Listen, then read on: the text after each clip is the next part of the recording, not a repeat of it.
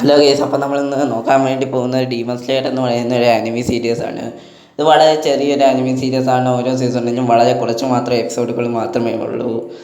ഇതിനകത്ത് നമ്മൾ നോക്കുകയാണെങ്കിൽ ഇതിൻ്റെ ലാസ്റ്റ് സിനിമയായിട്ടുള്ള ഡീമൺ സ്ലേയർ ഇൻഫിനിറ്റി അടുത്ത മാസം 16-ാം തീയതി ഇറങ്ങുന്നുണ്ട്. അപ്പോൾ അത് അതിന് 16-ാം തീയതിക്ക് മുമ്പ് എങ്ങനെയെങ്കിലും ഇതൊന്ന് എക്സ്പ്ലനേഷൻ ചെയ്ത് തീർക്കണമെന്ന് എനിക്കൊരു ആഗ്രഹമുണ്ട്. അതുകൊണ്ട് ഞാൻ ഇത് മാക്സിമം സ്പീഡിൽ ഇത് ഞാൻ എടുത്തുകൊണ്ട് പോകുന്നതായിരിക്കും. ഇതിനകത്ത് നമ്മൾ നോക്കുകയാണെങ്കിൽ ഈ ഡീമൺ സ്ലേയറിൻ്റെ കഥയിലുടനീളം ഒരു കൊച്ചിറക്കനെയാണ് കാണിക്കുന്നത്. വളരെ വലിയ പ്രായമൊന്നുമില്ലാത്ത ഒരു കൊച്ചിറക്കൻ അവിടെ അവൻ്റെ സഹോദരി രക്ഷിക്കാൻ വേണ്ടി ഏറ്റവും വീക്കസ്റ്റ് പേഴ്സണിൽ നിന്ന് ഏറ്റവും പവർഫുൾ പേഴ്സണ് വരെ എത്തുന്നതായിട്ട് നമുക്ക് ഇതിൽ കാണിച്ചു തരുന്നുണ്ട്. ഇത് കഥയിലുടനീളം അവൻ്റെ അനിയത്തിക്ക് വേണ്ടിയുള്ള ജേണിയാണ്. ഡീമൻസിനെ പറ്റി ഒന്ന് പറയാം. ഡീമൻസ് എന്ന് പറഞ്ഞാൽ മൂസൻ സുബി എന്ന് പറയുന്ന അവൻ്റെ കിങ്ങിൻ്റെ രക്തം കുടിച്ചിട്ടാണ് ഡീമൻ ഉണ്ടാകുന്നത്. ഇതിനകത്ത് തന്നെ രണ്ട് വിഭാഗങ്ങളെ ആയിട്ട് നമുക്ക് തിരിക്കാം. പവർ കുറഞ്ഞ ഡീമൻസിൻ്റെ പ്രത്യേകിച്ചൊന്നും തിരിക്കാൻ പറ്റത്തില്ല. പവർ കൂടിയ ഡീമൻസിൻ്റെ അപ്പർ മൗണ്ട് ഡീമൺ എന്നാണ് ഇതിനകത്ത് വിളിക്കുന്നത്. അപ്പോൾ ഈ അപ്പർ മൗണ്ട് ഡീമൻസിനെ എല്ലാ ഡീമൻസിനെയും കൊല്ലാൻ വേണ്ടി അവരുടെ തല വെട്ടണം, ഒന്നുകിൽ അവരെ വെയിലത്ത് നിർത്തണം. അതിനുവേണ്ടി രൂപീകരിക്കപ്പെട്ട ഒരു ടീമാണ് ഡീമൺ സ്ലേയർ. ഈ ഡീമൺ സ്ലേയേഴ്സാണ് ഈ ഡീമൻസിനെ എല്ലാം കൊല്ലുന്നത്.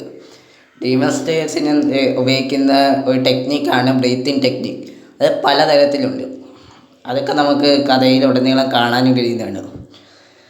അപ്പോൾ ഇതിനു വേണ്ടി ഇറങ്ങിപ്പെടപ്പെട്ടെന്ന് ടാൻജിറോ വഴി വെച്ച് കാണുന്ന എല്ലാ കൂട്ടുകാരന്മാരെയും അവന് കിട്ടുന്ന നല്ല നല്ല അനുഭവങ്ങളും അറിവുകളും ലൈഫ് ഹാക്സുകളും നമുക്ക് ഇതിനകത്തൂടെ നമുക്ക് മനസ്സിലാക്കാൻ പറ്റുന്നുണ്ട്.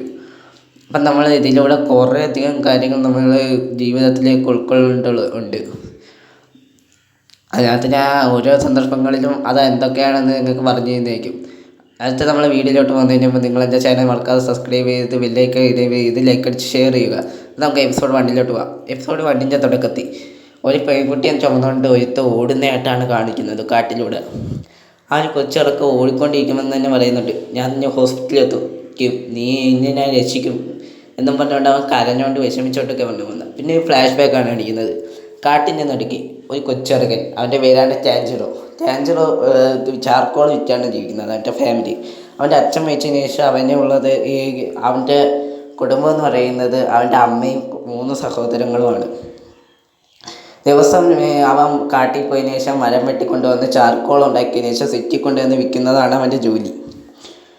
അപ്പോൾ അവൻ അന്നേ ദിവസം ചാർക്കോൾ ഉണ്ടാക്കിയതിന് ശേഷം വീട്ടിലോട്ട് പോവുകയായിരുന്നു, സിറ്റിയിലോട്ട് പോവുകയായിരുന്നു. അപ്പോൾ നിസുക്കോ ഒരു കൊച്ചിനെ വിളിച്ചുകൊണ്ട് വന്നതിന് ശേഷം പറയാണ്, ഞാൻ പോയിക്കോ ചേട്ടാന്ന് പറഞ്ഞുകൊണ്ട് പോകുന്നുണ്ട്. അപ്പം തന്നെ ടാൻജിറോ അവിടെ നിന്ന് സിറ്റിയിലെത്തുന്നുണ്ട്. സിറ്റിയിലെത്തിയതിന് ശേഷം ടാൻജിറോ എല്ലാവർക്കും അറിയാം. ടാൻജിറോ വളരെയധികം ഫേമസ് ആണ് അവിടെ എല്ലാവരും ടാൻജിറോയിൽ നിന്ന് ചാർക്കോളൊക്കെ വാങ്ങിക്കുന്നുണ്ട്. അപ്പം തന്നെ ഒരുത്തം അങ്ങോട്ട് വന്നതിന് ശേഷം പറയാണ്, ടാൻജിറോ എന്നെ രക്ഷിക്കുക, ഇത് ഞാനെല്ലാം ചെയ്തതെന്ന് നീ ഒന്ന് കണ്ടുപിടിച്ചൊന്ന് വരുമാനത്ത് വളരാൻ എന്നെ ഇവർ തെറ്റിയിച്ചിരിക്കുക എന്ന് പറയുന്നുണ്ട്. അപ്പം തന്നെ ടാൻജിറോ അതൊന്ന് മണത്ത് നോക്കുന്നുണ്ട്. മണത്ത് നോക്കിയതിന് ശേഷം പറയാണ്, ഇതിനകത്ത് ഇവൻ്റെ സ്മെല്ലില്ല, ഇതിനകത്ത് ഒരു പൂച്ചയുടെ സ്മെല്ല് മാത്രമേ ഉള്ളൂ, നിങ്ങളെ വീട്ടിലെ പൂച്ചയ്ക്ക് ഇത് ചെയ്തതെന്ന് പറയുന്നുണ്ട്. ഇതിലൂടെ നമുക്ക് മനസ്സിലാക്കാൻ പറ്റുന്നത് ടാൻജിറോയ്ക്ക് സ്മെല്ലിങ് പവർ ഉണ്ടെന്ന്. അന്നേ ദിവസം രാത്രി ചാർക്കോളൊക്കെ വിറ്റതിന് ശേഷം ടാൻജിറോ വീട്ടിലോട്ട് നടന്നു വന്നുകൊണ്ടിരിക്കുകയാണ്. അപ്പം തന്നെ വീട്ടിലോട്ട് പോകുന്ന വരിക്കുണ്ടായിരുന്ന ഒരു വീട്ടിലാണെങ്കിൽ അയാൾ വിളിച്ചോണ്ട് പോയ ശേഷം പറയാണ്, നീ രാത്രി അങ്ങോട്ട് പോകുന്നത്, അവിടെ ഡീമൻസൊക്കെ ഇറങ്ങി കാണും, നീ ഇപ്പോൾ ഇവിടെ വന്ന് ഇരി, നമുക്ക് ഇന്ന് ഇവിടെ താമസിച്ചിട്ട് പോകും എന്ന് പറയുന്നുണ്ട് ടാൻജിറോ അടുത്ത്. അപ്പം പറയുന്നുണ്ട്, എനിക്കിന്ന് വീട്ടിൽ പോയേ പറ്റൂ, നിങ്ങൾ പറയാൻ നടക്കൊന്നുമില്ല കാര്യങ്ങളെന്ന് പറയുന്നുണ്ട്. എന്നാലും അയാൾ അവനെ അവിടെ പിടിച്ച് കയറ്റുകയാണ്. അതിനുശേഷം നമ്മുടെ ടാൻജിറോ അവിടെ ഇന്ന് അയാൾ ഇട്ട ഫുഡെല്ലാം കഴിച്ചുകൊണ്ടിരിക്കുകയാണ്. അങ്ങനെ ഫുഡെല്ലാം കഴിച്ചതിന് ശേഷം ടാൻജിറോ ചോദിക്കുകയാണ്, ഡീമൻസൊക്കെ യഥാർത്ഥത്തിൽ ഉള്ളതാണോ? ഡീമൻസൊക്കെ കുട്ടികളെ പറ്റിക്കാൻ പറയുന്ന പേടിപ്പിക്കാൻ വേണ്ടി പറയുന്ന ഹൊറർ കഥകളല്ലേ? അപ്പം അയാൾ പറയുന്നുണ്ട്, ഡീമൻസൊക്കെ ഉള്ളതാണ്, അവർ രാത്രി മാത്രമേ ഇറങ്ങത്തുള്ളൂ ഉള്ളൂ, അവർക്ക് പകലിറങ്ങുന്നത് അവർക്ക് ഇഷ്ടമല്ല, സൂര്യപ്രകാശം തട്ടി അവരെ മരിച്ചു എന്നൊക്കെ അവർ പറഞ്ഞുകൊണ്ടിരിക്കുകയാണ് അയാൾ. അതിനുശേഷം ടാൻജിറോപ്പം വിചാരിക്കുകയാണ്, എൻ്റെ കുടുംബത്തിന് വല്ലതും പറ്റിക്കാണോ, അവർ ഒറ്റയ്ക്കല്ലേ, അവർക്ക് മരിച്ചു പോയാലോ അന്നും പറഞ്ഞ് അവൻ അവിടെ കിടന്ന് പ്രാർത്ഥിച്ചതിന് ശേഷം ടെൻഷനൊക്കെ അടിച്ചതിന് ശേഷം കിടന്നുറങ്ങുകയാണ്. അതിനുശേഷം നമ്മൾ നോക്കിക്കഴിഞ്ഞാൽ ആ ഉറക്കം എണീച്ചതിന് ശേഷം അടുത്ത ദിവസം രാവിലെ ആണ് കാണിക്കുന്നത്. അപ്പോൾ അയാൾ അടുത്ത് ഗുഡ് ബൈ ഒക്കെ പറഞ്ഞതിന് ശേഷം ടാൻജിറോ തിരിച്ച് വീട്ടിലോട്ട് നടന്നു പോയിക്കൊണ്ടിരിക്കുകയാണ്. അങ്ങനെ പകുതി വരെ എത്തുമ്പോൾ ടാൻജിറോയ്ക്ക് സ്മെല്ല് വരികയാണ്. അത് ബ്ലഡിൻ്റെ സ്മെല്ലായിരുന്നു. അത് നമ്മുടെ ക്യാൻസർ സ്മെല്ല് ചെയ്തതിന് ശേഷം അവൻ ഒന്ന് പേടിച്ചതിന് ശേഷം പെട്ടെന്ന് തന്നെ അവൻ്റെ വീട്ടിലോട്ട് വിടുകയാണ്. വീട്ടിലെത്തിയതും നമ്മൾ കണ്ടില്ലായിരുന്നു ഒരു കൊച്ചിറങ്ങിന് കൊണ്ടുവന്ന് നെസിക്കോ അവനെയും കെട്ടിപ്പിടിച്ച് നെസിക്കോ ചോരയെ കുളിച്ച് കിടക്കുകയാണ്. ഇത് കണ്ടിട്ട് ക്യാൻസർ ഞെട്ടി വരച്ചെടുക്കുവാണ്. നെസിക്കോയെ ചെന്ന് പിടിച്ചതിന് ശേഷം എണീക്കെന്നൊക്കെ പറയുന്നുണ്ട്. പക്ഷെ അവൾക്കതൊന്നും കേൾക്കാൻ വയ്യ. അതിനുശേഷം ക്യാൻസർ അകത്ത് നിന്ന് നോക്കുമ്പോൾ അവിടെ അതിനെക്കാട്ടി വലിയ സംഭവമാണ് നടന്നിരിക്കുന്നത്. എൻ്റെ അമ്മയെ അനിയന്മാരെ ആരോ കൊന്നിട്ടിരിക്കുന്നു. വളരെ ബ്രൂട്ടലായിട്ട് കൊന്നിട്ടിരിക്കുകയാണ് അവിടെ. അതാരാന്ന് അവനെ അറിഞ്ഞൂടാ. ഇതൊക്കെ കണ്ടവൻ പേടിച്ച് ഉറച്ചിരിക്കുകയാണ്. അവിടെ എന്ത് ചെയ്യണമെന്ന് പോലും അറിഞ്ഞൂടാ. നിസുക്കോയ്ക്ക് അപ്പം ചെറുതായിട്ടൊന്ന് ചലഞ്ഞുണ്ടായിരുന്നു. അതുകൊണ്ട് അവളെ രക്ഷിക്കാൻ വേണ്ടി ഹോസ്പിറ്റലിലോട്ട് പോകുന്ന സീനാണ് നമ്മൾ ഈ ആദ്യം കണ്ടത് എപ്പിസോഡിൽ തുടക്കം. അങ്ങനെ പോയിക്കൊണ്ടിരിക്കുക. പോകുന്ന വഴിക്ക് അവൻ സ്വന്തമായിട്ട് മോട്ടിവേഷനൊക്കെ ചെയ്യുന്നുണ്ട്. എന്നെ രക്ഷിക്കും, ഞാൻ ആർക്കും വിട്ടു കൊടുക്കില്ല, ഞാൻ നിന്നെ രക്ഷിച്ചിരിക്കും എന്നൊക്കെ പറഞ്ഞതിന് ശേഷം അവൻ പോയിക്കൊണ്ടിരിക്കുക. പക്ഷെ പകുതി വരെ എത്തുമ്പോൾ അവന് ക്ഷീണം തോന്നുന്നുണ്ട്. അവൻ കുറച്ച് നേരം നിൽക്കുകയാണ്. അപ്പം തന്നെ നമ്മൾ നോക്കി കഴിഞ്ഞാൽ നിസുക്കോ പെരുക്കനെ ഡീമനായി മാറിക്കൊണ്ടിരിക്കുകയാണ്. ഡീമനായി തുടങ്ങി അവൻ്റെ വായിലേക്ക് ആ ഡീമൻ്റെ പല്ലിക്ക് കഴിയുന്നുണ്ട്. അതിനുശേഷം ഡീമനായിക്കൊണ്ടിരിക്കുന്ന നിസുക്കോ ടാൻജറിൻ പിടിച്ചുകൊണ്ട് അവിടെ നിന്ന് താഴോട്ടങ്ങ് വീഴുകയാണ്. ആ മലഞ്ചെരുവിൽ നിന്ന് താഴോട്ട് വീണ ടാൻജറോ ഒരു മഞ്ഞിൻ്റെ കൂമ്പാരത്തിലാണ് വീണത്. അതുകൊണ്ട് അവനൊന്നും പറ്റിയില്ല പ്രത്യേകിച്ച്.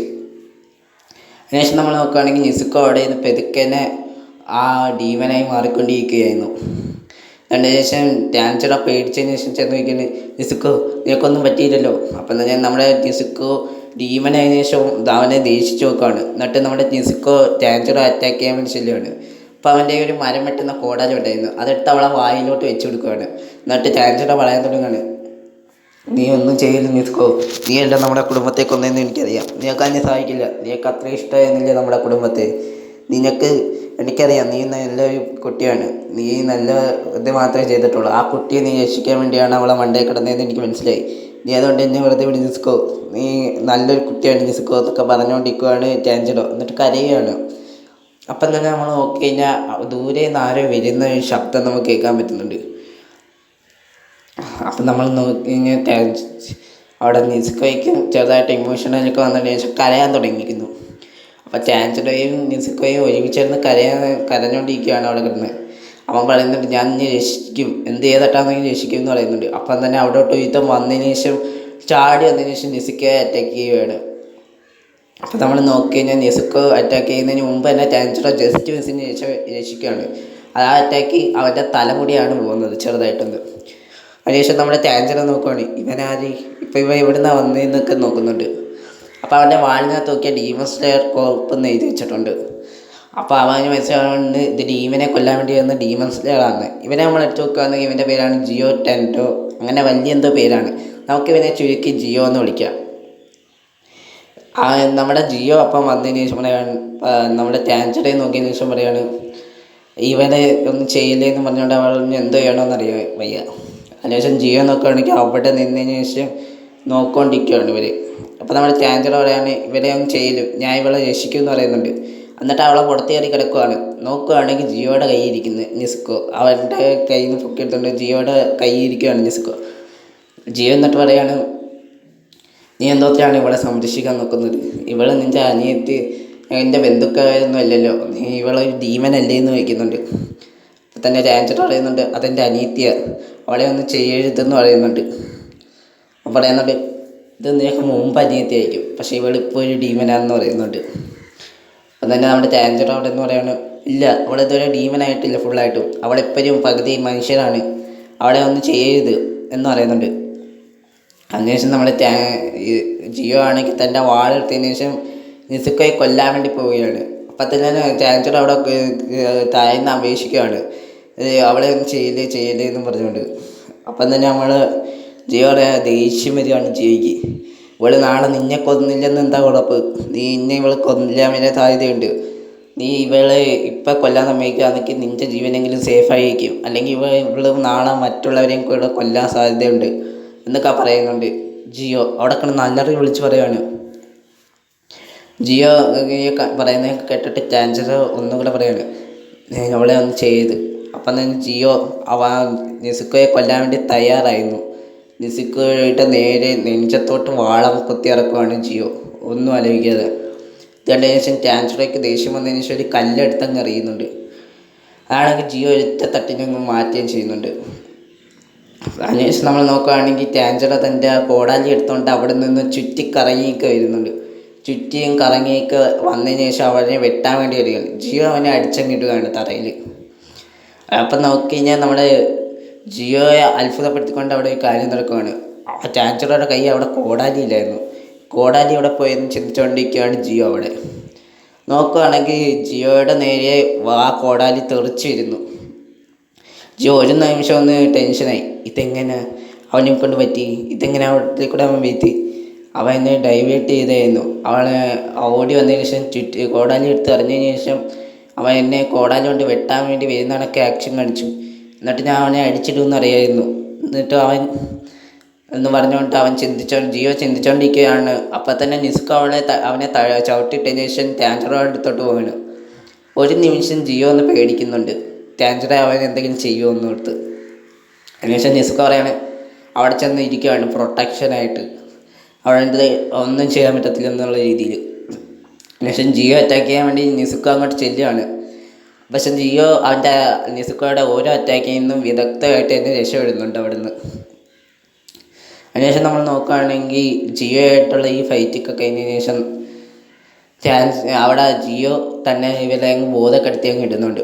അതിനുശേഷം കുറച്ച് നേരം കഴിയുമ്പോൾ ടാഞ്ചർ അവിടെ ഉറക്കാൻ ഇരിക്കുകയാണ്. നോക്കുകയാണെങ്കിൽ നിസ്കോയുടെ വായൊക്കെ കെട്ടി വെച്ചിട്ടുണ്ട് ജിയോ. അതിനുശേഷം ജിയോ പറയാണ് ആ മൗണ്ടൈൻ്റെ അപ്പുറത്തുള്ള ഗ്രാമത്തിൽ ഒരു കിളവനുണ്ട്.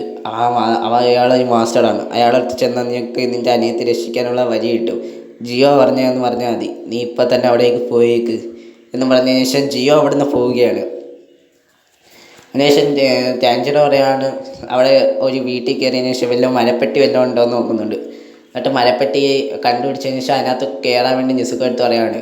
അങ്ങനെ അതിനകത്തോട്ട് കയറ്റിയതിന് ശേഷം ജിയോ പറഞ്ഞ അടുത്തേക്ക് ടാഞ്ചറോ യാത്ര തിരിക്കുകയാണ്. ഇതോടെ ഈ എപ്പിസോഡ് അവസാനിച്ചിരിക്കുന്നു. മറ്റൊരു എപ്പിസോഡായിട്ട് കാണാം.